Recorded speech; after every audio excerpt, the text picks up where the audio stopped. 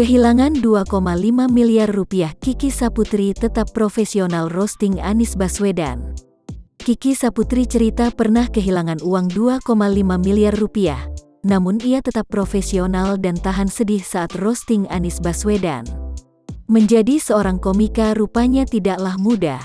Itulah yang dirasakan oleh Kiki Saputri. Dikenal berani karena sering roasting pejabat, tak lepas dari perjuangan Kiki Saputri menjadi sosok yang kuat. Seringkali Kiki dituntut harus terlihat tegar saat tampil di depan publik. Padahal tak jarang ia diterpa masalah yang membuatnya sedih.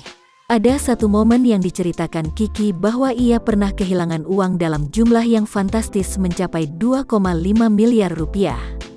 Ngenesnya, di momen itu pula ia harus tampil di depan publik untuk melakukan roasting. Momen itu terjadi ketika dirinya akan merosting Anies Baswedan yang saat itu menjabat sebagai Gubernur DKI Jakarta. Meski begitu, Kiki harus menahan kesedihannya agar fokus bekerja. Tunangan M. Hairi itu lantas berusaha seolah tak terjadi apa-apa dan tetap menghibur meskipun sedang dalam masalah.